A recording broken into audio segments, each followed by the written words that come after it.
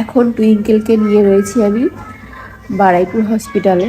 ওর বুদিরের ঠান্ডাতে এতটাই ঠান্ডা লেগে গেছে যে নিঃশ্বাস ফেলতে পারছিল না। বাড়িতেও নিউমোলাইজ করাই, কিন্তু ওকে যে ডাক্তার দেখানো হয় ওনাকে সবসময় আমরা কন্ট্যাক্টে থাকি ওর কিছু হলে। তো ওকে সকালবেলা ওর বাবা ফোন করেছিল ওনাকে, উনি বললো এরকম হচ্ছে যখন। আর ওর অক্সিজেন চেক করা হয়েছিল 86 থেকে কত ছিল না, 88 পর্যন্ত ছিল। তো এটা শুনে উনি একটু বললো যে আর বেশি রিস্ক না নিয়ে যে কোনো হসপিটালে, মানে বারুইপুর রয়েছে আর নয় শিয়ালদাতে রয়েছে, তো ওকে অক্সিজেন দেওয়ার জন্য। তো এখানে আনার পর এখান থেকে বলছিল ভর্তি করানোর জন্য, কিন্তু আমার মনে হলো ভর্তি করানোটা ঠিক হবে না, কারণ ভর্তিতে অনেক ঝামেলা, তাই না? একটা ছোট বাচ্চা, ওকে ভর্তি কীভাবে করব?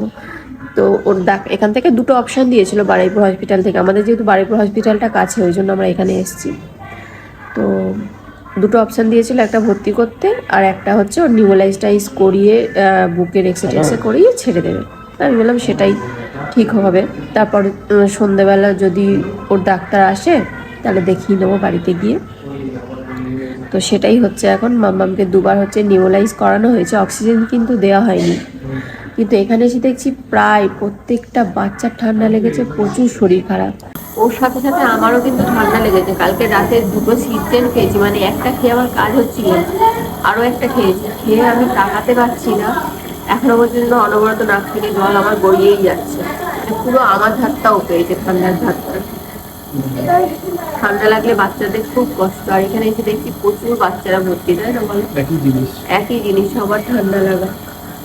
আর ওকে এত মানে সাবধানে রাখি, তারপরেও এরকম ঠান্ডা লেগেছে।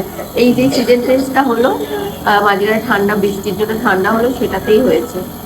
এই যে লাস্ট এই নিউমোলাইজটা করি, এবার এক্সের জন্য যাবো।